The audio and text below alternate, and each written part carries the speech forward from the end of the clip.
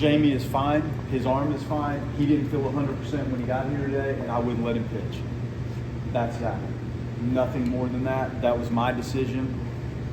When somebody doesn't appear right and they're not feeling right, I'm not putting him out there. And he's not throwing tomorrow, and he's not throwing Sunday. I'm not getting him off of his routine.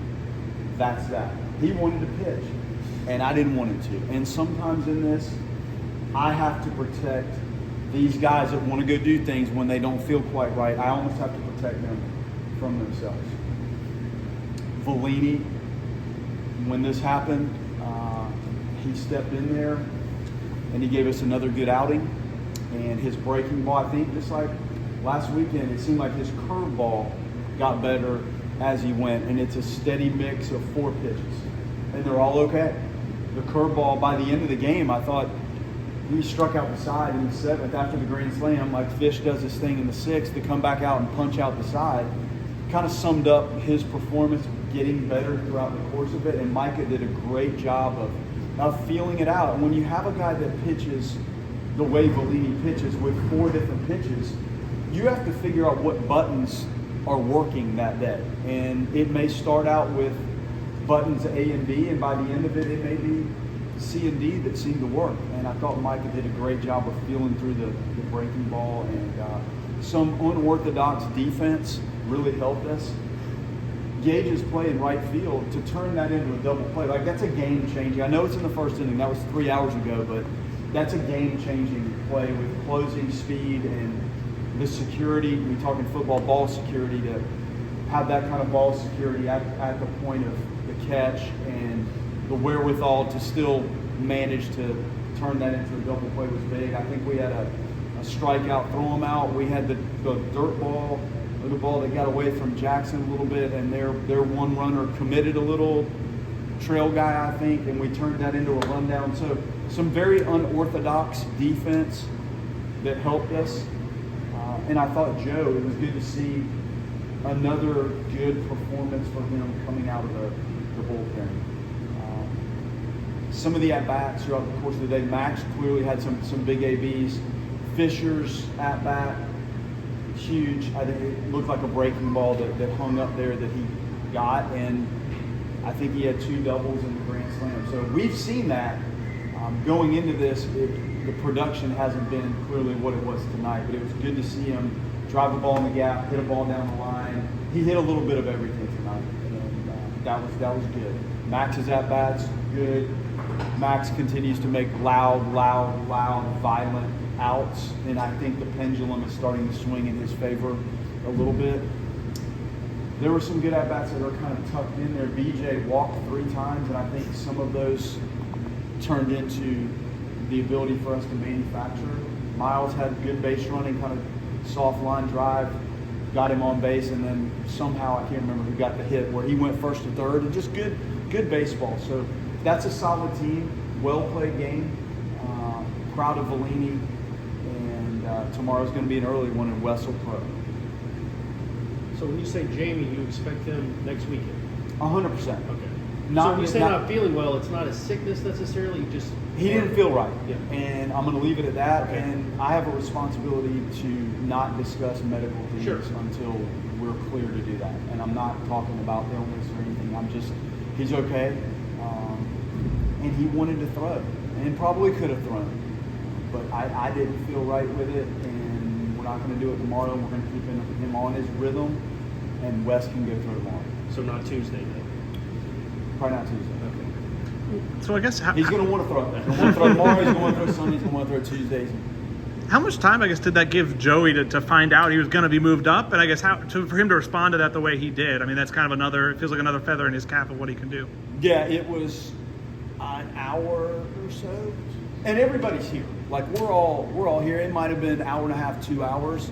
But we're kind of telling Jamie, like, you're not throwing. So let's just put that down. And Joey's okay doing it. And it was, I told the team, it's the first adversity. Like, there's other guys banged up, but you show up thinking something's going to happen with your pitching, your starting pitcher, and you do something different. So it says a lot about Joey and the team and the response. And when you have quality pitching, you don't like to go through these moments, but probably going to happen again at some point. And he stepped in, and again, the more he threw, the better he was. And you arguably could have run him back out there, but you do, again, have to protect them from maybe what they want to do and what you think is right at the time. You mentioned Gibbs' 3 walks. All 3 came with, I think he got down to 1-2 in all 3 of those at bats. Definitely one was 0-2. Like, Yeah. I think the one before Fisher's was 0-2. And then all 3 were in run-scoring innings. So, I mean, again, those are just kind of mature at-bats for a kid that hasn't played all that much baseball the last year and a half. Yeah, the hardest thing for us as coaches when you're talking about the hitting side of things is we can see how they stand and swing and all of the things that are coming at you from a metric standpoint. You can't see what they see. You can't see what this stuff looks like to them when they're standing in the box and somebody's throwing 94-mile-an-hour fastballs and 83-mile-an-hour sliders and changeups.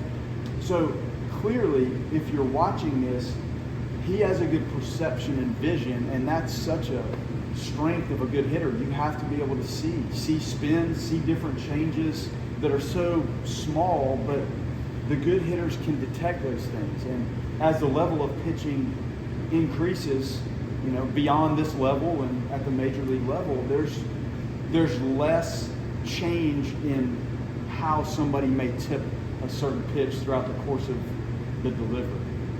So he's got that gift as we've watched in a short body of work. Like, he recognizes and does a good job of laying off some tough 2-strike pitches.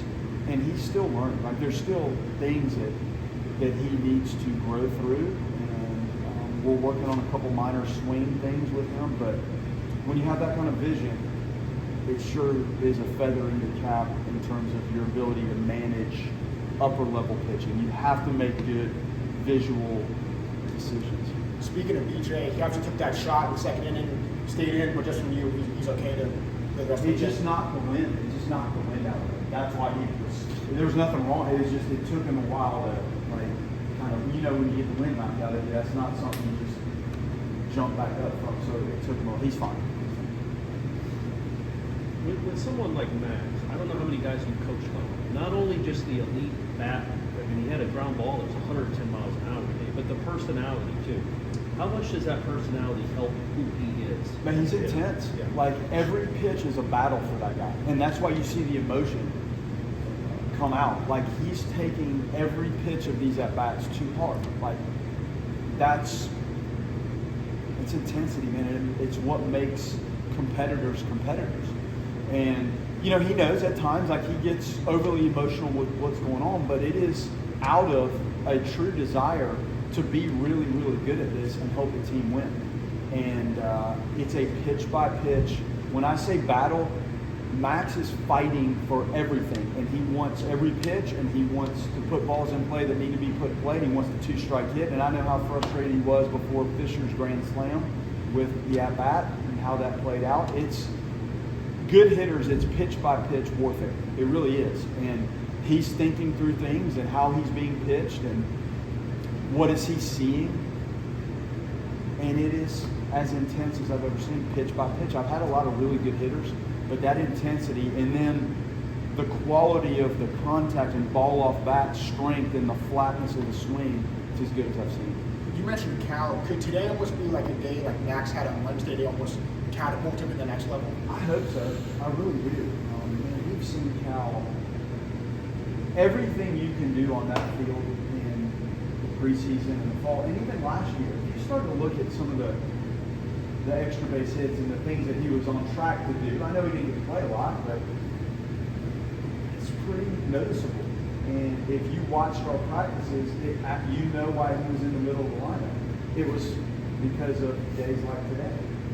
So he's still young, and this is still new. He didn't play a lot, and he's still early in the sophomore campaign of this. So you're seeing it. And he's got, I know today the defensive play, he's got some good baseball savviness defensively too. So you could put him anywhere on the infield. He loves to play. I mean, he played 2 years of college summer ball, and even the year coming out of high school. So he's seen this and likes it, and he's got a little game to him.